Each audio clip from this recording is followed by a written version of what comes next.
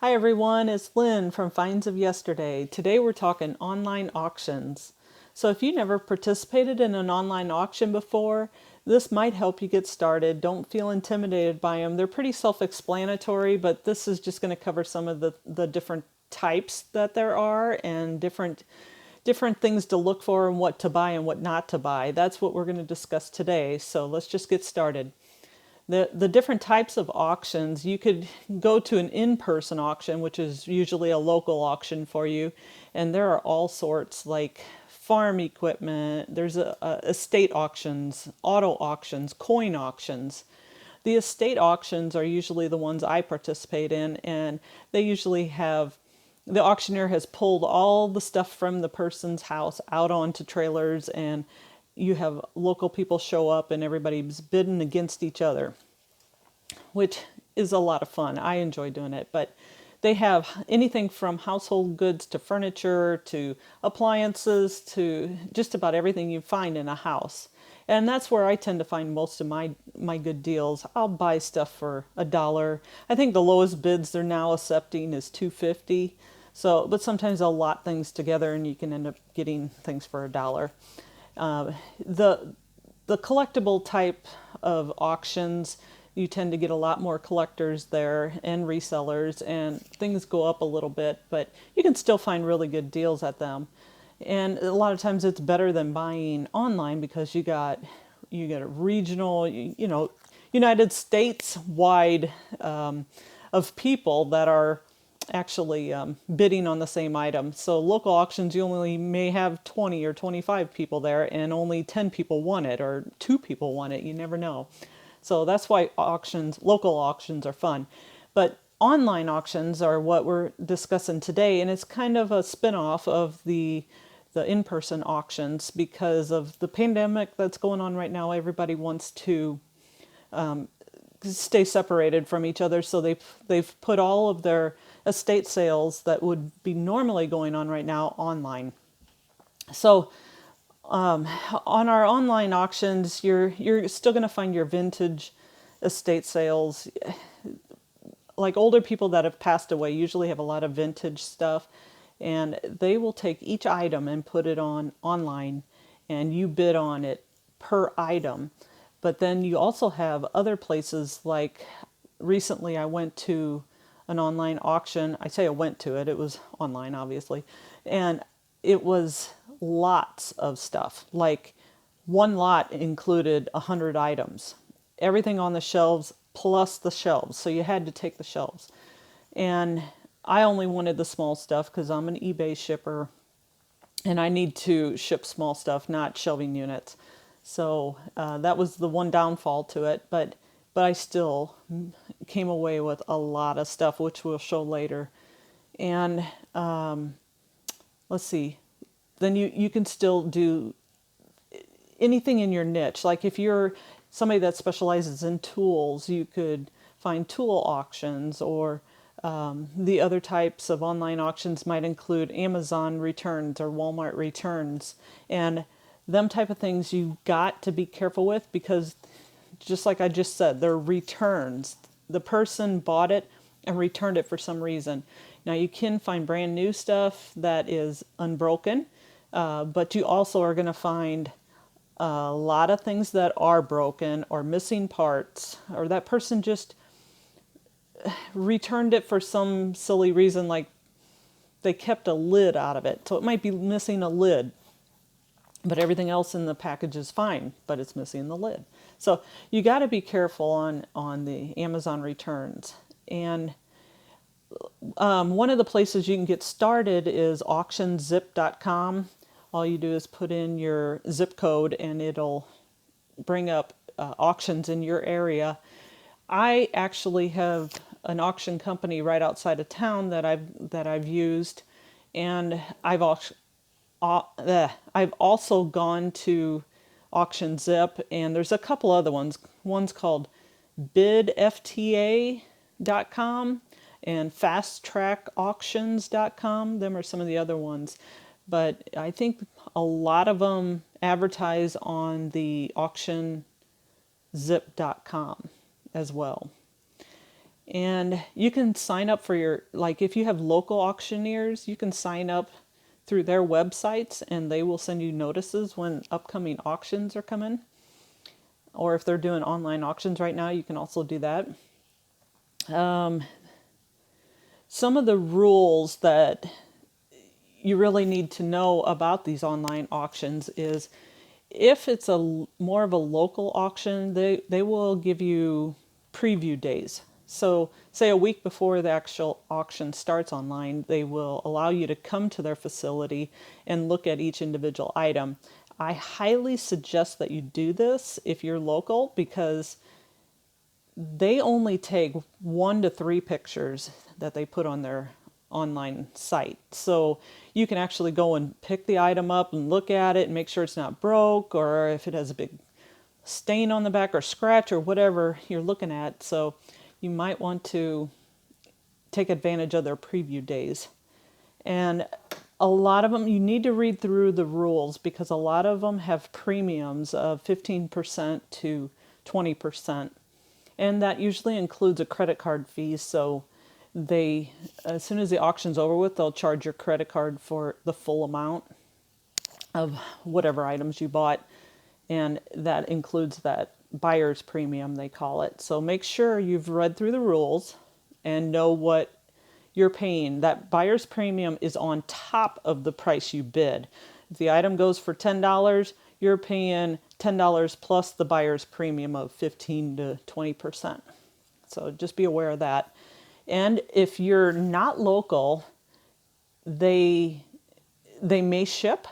So you might be able to access some auctions that are farther away from you that have items in your niche, and you need to read through the rules and make sure that they ship, because not all auctioneers will ship the items, especially if you've got big items.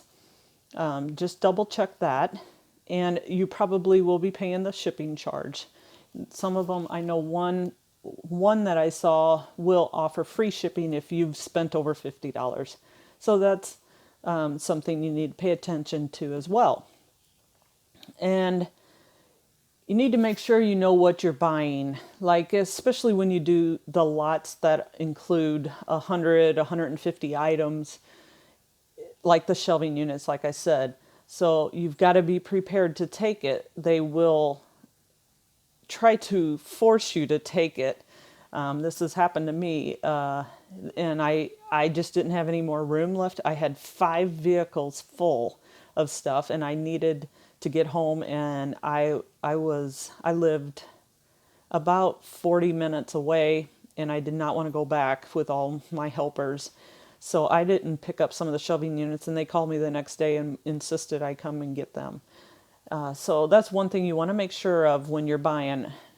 I also, in one of them lots, had a couch that was included, and I didn't realize the couch was part of that lot because all I was looking at was the small stuff.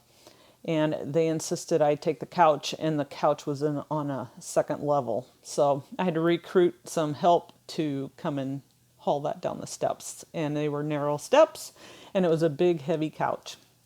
So just be aware of some of that stuff when you're out bidding on online auctions. And we're going to take you through some of the items that I did get at some of the auctions. They are a lot of fun, and you can get some great deals, and I'll go through some of the prices. And I have sold quite a bit of the stuff that I've bought on some local auctions here back in March. Early March, there was 2 auctions, and both of them were very successful for me. So, and some of the stuff gets thrown in that you don't even want, but they throw it in anyway. So you take what you can get, and if it's free, what the heck? You might as well try selling it. So let's go through, and I will show you some of the items that I got. Okay, so the first one we're going through is the one auction that I came home with 5 different carts full of stuff. This first shelving unit is everything on the shelving unit I got for $34.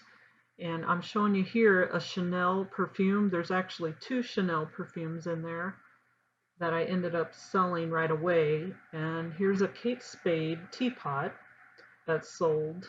And It was part of the $34, so it was a great deal when you combine all of these items here. You divide them up. I probably paid less than $1 a piece for them. There's a lot of miscellaneous stuff on the shelf. Little trinket box was really cute and had a stone on the top, which was really pretty. And that one sold already too. And there's some Polaroid cameras I think you've seen. There's some fishing poles there my husband really likes. He wants to put in his man cave. Right there is a music box. It had 4 different songs you could listen to in it. And some hubcaps that I haven't even listed yet. Right there, them purple boxes are all wigs. And I've listed all of them and sold several of them already. The hummingbird is sold. There's the Polaroid camera and an Instamatic. This nice little table lamp that works, I have listed now. There's some little trinket boxes and other stuff, but that whole shelving unit cost me $34. And right here, I sold the Chanel perfume, which you can see is only half full, for $39.95. And there was also another one, a Chanel, Mademoiselle. No, it was a different Chanel one that I sold. I still have listed. This little music box sold for $40. And again, it has the 4 different songs that it plays that really made it unique. So I've already paid for my whole shelving unit, which included the bookshelves too. And the wigs that I listed, I sold this first one for $14.95. And I also sold a couple more, $17.50 for the second one. And I sold the third one for about $17.49 as well. So I have a total of about 15 of them, 12 or 15 of them. So they're doing really well. Then we move on to the second area of stuff that I bought. I see that glass case full of little stuff. That I got the glass case as well. And all of that little stuff came with it, all for $66 that I paid. All these lamps, the vase, that Pez dispensers. There's a unique display unit and some Star Wars items. There's a little candle snuffer in there that's from India. It's standing out to me. And there's some kids' kitchen tools that I sold already. And some handmade pottery. And down on the bottom is jars of buttons, which I haven't listed yet. And down here is piano babies. They're a vintage item that they used to use on pianos to hold their paperwork down. They have sold. A clarinet I have not listed yet. I want to have it tested to make sure it works. Some various books, and these are cigarette lighters, vintage lighters that I thought were very unique. I absolutely love them. They were the one thing I bought this whole set for, this whole unit for. And right next to it is a shelving unit full of some really cool items like Budweiser mugs, purses, eyeglasses, flasks, which I've sold some unique flasks already. These eyeglasses are vintage from like the early 1900s, maybe even late 1800s. Beaded purses that are actually vintage. That's an Anne Klein necklace set, necklace brooch. It's 4 pieces, earrings, bracelet. Them green glasses there have sold. They're called Frost. And I sold another pair of glasses from this unit. And for this unit, I paid $86 for the whole case. A couple Coach purses in there too. But $86 I paid for all of this, plus this unit right here with the Boy Scout uniform and some other items. That right there is pure silver shot glasses and some cool ceramic mugs and some various pieces on this one. But again, all of that for $86, and I sold the piano babies for $24.95. And again, they were used to set on top of a grand piano to hold the paperwork down in the old days. Here's a set of kitchen tools for kids that sold for $14.95. And a pair of the eyeglasses sold for $80, the Liz Claiborne ones. And that pretty much paid for the shelf almost. So, and then the second pair sold for $79.95. They went overseas somewhere. And then this next shelving unit, I paid $12 for all of this. There's a couple pieces on here that I really wanted it for, and it's these Disney mugs I thought were different and unique, and there I have them listed already. There's some various Bibles, and there's also one more piece on here that I really, really liked. There's some candle holders and some various kitchen stuff on the bottom. But this snap-on coat right here is dirty, but I brought it home and washed it, and it looked good as new, and I sold it immediately for $50. So turned my $12 investment into $50, plus I got all the other stuff to sell on there. This last case on this level had some miscellaneous things that I wanted. Most of it was on the top, which I didn't film. There was that cute little dog planner I ended up keeping for myself. And that Noah's Ark cookie jar was really cute. And then there's some glass candy in a huge fishbowl on the bottom. But this case I paid, I think I paid I paid $9 for all of that. I had a raccoon Nico from Pocahontas on top. It also had this little glass candy dish on it. I don't know if you've seen it, but it was I sold it for $18.95 right away. But these medieval taper candle holders were hanging up above it. I sold them for $48.95 right away. And it had this little lamp on it for $22.95. So my investment on this one has paid off well. So plus I still have lots of other stuff that are listed. Then we went upstairs and I ended up buying this lot right here for $76, and I wanted the blue lamp for myself. So I ended up getting the coffee table included. But it has some really interesting Japanese pieces on it. That horse is huge.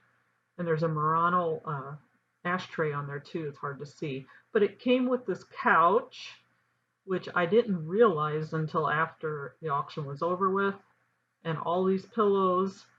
Plus it also came with these end tables and a very different, interesting end tables. I ended up putting all of this in my storage unit, and I had to have somebody help me haul it.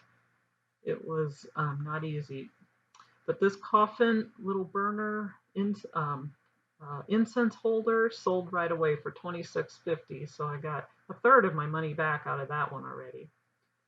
Then the very last room that I got at this auction, it included the whole room of stuff on the floor here. It was a wide mix of candle holders and candelabras and a lot of cherub type things. I love that candelabra right there. I've sold some of this stuff already. There's some figurine things in here that you just can't hardly see everything. These 3 candle holders I sold for $29.95 right away. They're pretty ornate. This little cat figurine was in there for $13.50. It's interesting. Little cherub planters I sold for $29.95. And these 3 candles I sold for $14.95. And this little John Herbert Shoemakers figurine sold, and there's a bunch more of them. So the next one is a local auction that I went to, that I went the night before to photograph the things that I wanted, and I knew right where everything was, and I was ready to go as soon as the auction started in the morning. So the first thing I seen was these Tinker toys, and I ended up getting them for $5, and they sold right away for $34.95. They're well sought after. It's a good item to buy. This little set, I didn't get a very good picture of it, but it's this doll with these 2 Raggedy Ann and Andy dolls, and the bench came with it, and another doll, but I sold the same doll at that auction already, and these Raggedy Ann sold for $49.95, This badminton set I paid $1 for because nobody wanted it, and I sold it right away for $22.95. And this was the best buy of the day. It included about 5 or 6, no more than that. It was probably about 12 different intercom system pieces, and I sold the first one for $64.95, and I put together another packet for another buyer of 3 items, and we made a deal at $135. Again, I only paid $5 for all of them, so that was a great purchase. This was at the end of the day, and there was all these little trinkets in all these different little soda boxes, and there's probably 20 boxes, and people picked the ones they wanted, and they sold them for $2.50. But all the ones that were left, they sold in one lump sum, and I got it for $2.50. And I pulled these 2 out, which sold for $16.95, and a lot of teapots sold.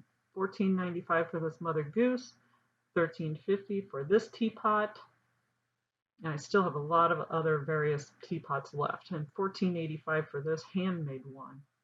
So that purchase was well worth it, even though it filled my car up a couple times. Then we go on to another online auction that I participated in, and this one you got to be careful with.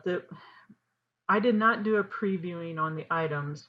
I don't know if they even allow it, but they offer 3 different types of listings. One is brand new listings, one appears new, and one is open box. So you really got to be careful of the open box items because you can't return them. On appears new, you can look at the item when you pick it up and make sure everything looks okay, and if it isn't, they'll take it back. But this is what happens if you buy open box and you don't look in it, and you can't return it anyway. So you have pictures that are shattered. That crock pot was all smashed. And then we bought a trash can. We paid $16 for this. It just goes right into the auctioneer's pocket. But I did make one good purchase, and it was a brand new item. It was 12 of these I paid about $8 a piece for them, and this was a set of 2. I made a deal with somebody, and they bought 2 of them. So I have them for $39.95, and that includes shipping. So they paid $80 for 2 of them. So it was a good deal.